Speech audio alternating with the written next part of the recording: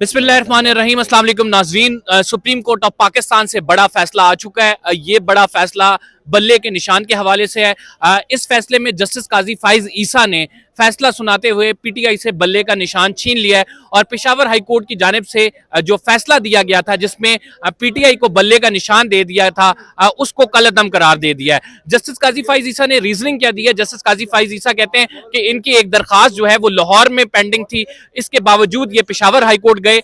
Election commission की jurisdiction बनती है, लॉ के तहत ये इलेक्शन कमीशन का इख्तियार है कि अगर इंट्रा पार्टी इंतखाबात दुरुस्त तरीके से ना हो तो उसके इंट्रा पार्टी इंतखाबात कलअदम करार दिए जा सकते हैं और उन इंतखाबात को कलअदम करार देने का नतीजा ये होगा कि जो इंतखाबी निशान है वो पार्टी से छिन जाएगा। तहरीक इंसाफ को 2018 से कहा गया कि इंट्रा पार्टी इंतखाबात कराएं। 2019 में उन्होंने कहा कि अभी कोरोना है, हम अभी इंतखाबात नहीं करा सकते, और इसके बावजूद उनकी हुकूमत थी। इसके बाद भी इंतखाबात जब नहीं कराए गए तो इस मामले को फाइनली इलेक्शन कमीशन ने टेकअप किया। इलेक्शन कमीशन ने 20 दिन के अंदर इंतखाबात कराने का ऑर्डर किया और कहा कि अगर 20 दिन में इंतखाबात नहीं कराए जाते तो ये इंतखाब जो बल्ले का निशान है वो छिन जाएगा। तहरीक इंसाफ ने जो इंतखाबात कराए हैं वो दुरुस्त नहीं है। 14 बंदों ने ये गवाही दी है और उन्होंने कहा है आके कि हम ये इलेक्शन कंटेस्ट करना चाहते थे, लेकिन तहरीक इंसाफ ने उनको मौका नहीं दिया। इसके नतीजे में चीफ जस्टिस इस बात पर पहुंचे हैं कि ये बल्ले का निशान तहरीक इंसाफ के पास नहीं रहना चाहिए। नियाजुल्लाह नियाजी साहब हमारे साथ मौजूद हैं। आज ये वो वकील हैं जिनकी चीफ जस्टिस ऑफ पाकिस्तान से तल्ख कलामी भी हुई, लेकिन हम पहले फैसले पर बात करेंगे और इसके बाद फिर इनसे पूछेंगे कि आज के दिन में क्या हुआ और इनके बेटे को लॉ क्लर्क वाला जो मामला है वो क्या है। नियाजुल्लाह नियाजी साहब, चीफ जस्टिस ऑफ पाकिस्तान ने एक बड़ा फैसला दिया और वो बल्ला जो एक्सपेक्ट किया जा रहा था कि सुप्रीम कोर्ट जो है इस हवाले से कोई बड़ा डिसीजन देगी, वो बड़ा डिसीजन जो है बेसिकली आ गया और आपके खिलाफ आया। कैसे देखते हैं इस फैसले को? बिस्मिल्लाहिर्रहमानिर्रहीम। मैं इस फैसले को आज इंतहाई मायूस कुन फैसला है। सुप्रीम कोर्ट की तरफ से लोग देख रहे थे। सुप्रीम कोर्ट एक वाहिद इदारा है जो आइन की बालादस्ती और कानून की हुक्मरानी के लिए पूरी आवाम उसकी तरफ देखती है। आज इस फैसले से पूरी आवाम में मायूसी हुई है। सिर्फ आवाम में नहीं, ये सुप्रीम कोर्ट ऑफ पाकिस्तान के लिए क्वेश्चन मार्क है। ये सुप्रीम कोर्ट का फैसला एक लिखा जाएगा कि हिस्ट्री में कि आवाम को उनके हकूक़ से 12-13 लोगों की कंप्लेंट, जो कि कंप्लेनेंट ही नहीं थे, जिनके पास कोई इंटाइटलमेंट ही नहीं थी, उसके लिए आपने 25 करोड़ आवाम के ख़िलाफ़ फ़ैसला सुना दिया है। तो लिहाजा यही फैसला पेशावर हाई कोर्ट के डीबी ने भी सुनाया, सिंगल बेंच ने भी सुनाया और इसी जो इलेक्शन हमने कराए उसी इलेक्शन पे सुनाया। तो आज के फैसले से मुझे तो बहुत ही मायूसी हुई है कि सुप्रीम कोर्ट ऑफ पाकिस्तान को, जहां एक जमहूरियत, जब खुद चीफ जस्टिस वो कहते हैं आपने इंतखाबात नहीं सही कराए। मैं कहता हूं कि इंतखाबात यही 2 फैसलों में हाई कोर्ट पेशावर ने भी तो देखी है ना। चीफ जस्टिस ने तो आप देखा है ना। आप कहते हैं आज हमारी हार्ट अटैक हुई। चीफ जस्टिस जिस तरीके चीज़ों को देख रहे थे, क्या ये सुप्रीम कोर्ट ऑफ पाकिस्तान का मैंडेट था कि ये इस तरीके से चीज़ों को देखे? इंटर पार्टी इलेक्शन तो ईसीपी खुद भी मान चुका है कि वो कह रहे हैं ईसीपी की ज्यूरिसडिक्शन है। वो मैं कह रहा हूं कि ईसीपी ने क्वेश्चन मार्क नहीं किया मेरे इलेक्शन पे। ईसीपी ने तो 2 चीजें 4 की हैं अपॉइंटमेंट के बारे में। ईसीपी खुद नहीं कहा, अदरवाइज चीफ जस्टिस ने वो चीजें जाके बताई कि नॉमिनेशन पेपर किस तरह आए, फीसें कहाँ जमा हुई। ये हमें लगा है कि ये इतनी टेक्निकल, इट मीन्स कि आपको पता चल गया है कि वो एक शख्स के मुखालिफ हैं जिसका नाम इमरान खान है। इमरान खान के वो जिस दिन से बैठे हैं उसी दिन से मुखालिफ हैं और आज उन्होंने बता दिया अपने फैसले में कि मैं आपकी पार्टी को न बल्ला दूंगा न इलेक्शन में आने दूंगा। चीफ जस्टिस काजी फाइज ईसा के इस फैसले को जस्टिस मुनीर के फैसले से भी तशबीह दी जा रही है। आप क्या बिल्कुल, कहेंगे? मैं यही कहता हूँ। ये तो चीफ जस्टिस अभी सामने बैठे थे, मुझे तो चीफ जस्टिस बहुत परेशान नजर आए कि ये फैसला जो है ये तारीख में लिखा जाएगा। ये फैसले तारीख होती हैं।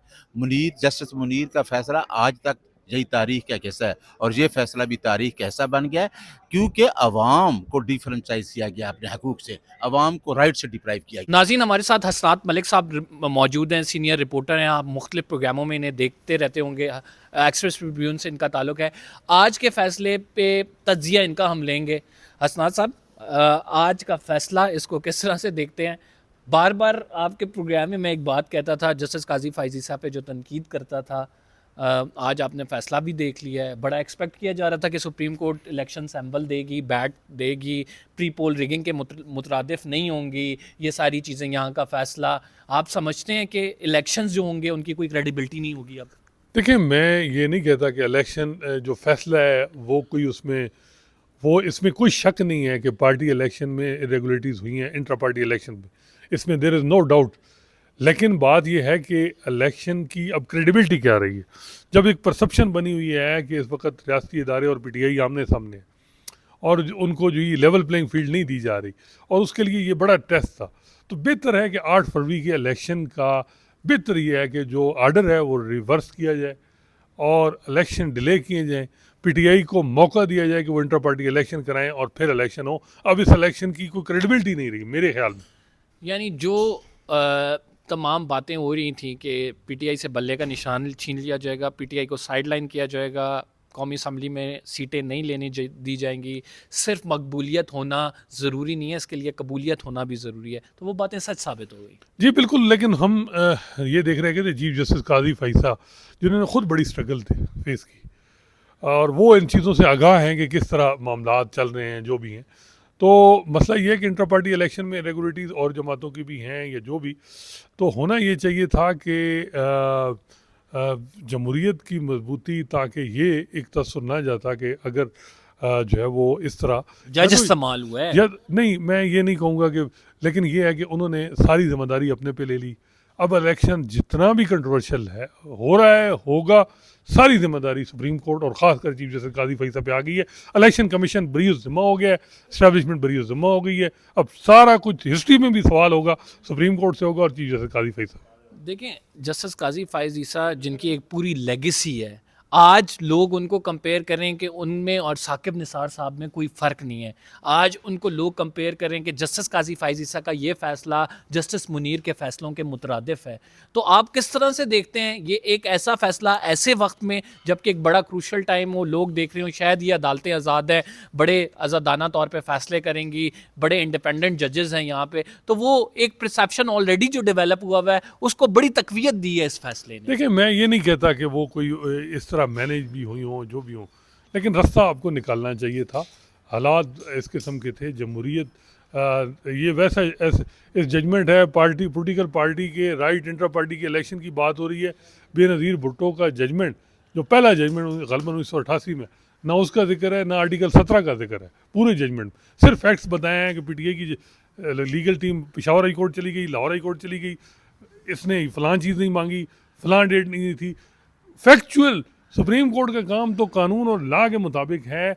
आइन ज़्यादा जो है ना, आइन में जमहूरियत, और जमहूरियत की मेन फीचर है, और जमहूरियत के लिए ज़रूरी है कि जो पॉलिटिकल पार्टीज़ हैं, जो लोग हैं, इसमें तो कोई शक नहीं है ना कि लोग, पीटीआई पॉपुलर एक जमात है, उनको डिप्राइव कर रहे हैं आप, और आइन की इंटरप्रिटेशन करते हैं बजाय इसके कि कानून का सहारा।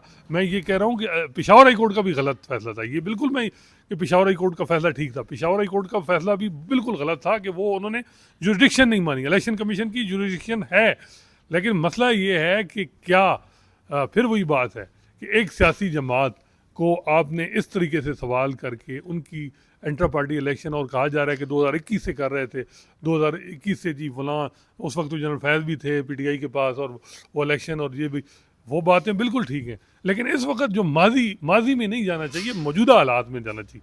मौजूदा हालात में क्या पीटीआई फेस कर रही है उसमें देखना चाहिए था इस केस को, माजी के परस्पेक्टिव के जी फलां हो गया फलां हो गया। अब और आगे परसेप्शन क्या गई है, परसेप्शन जो गई है वो बहुत ख़तरनाक गई है। रियलिटी को जो माने और हिस्ट्री जज करेगी कि ये क्यों ये हुआ है।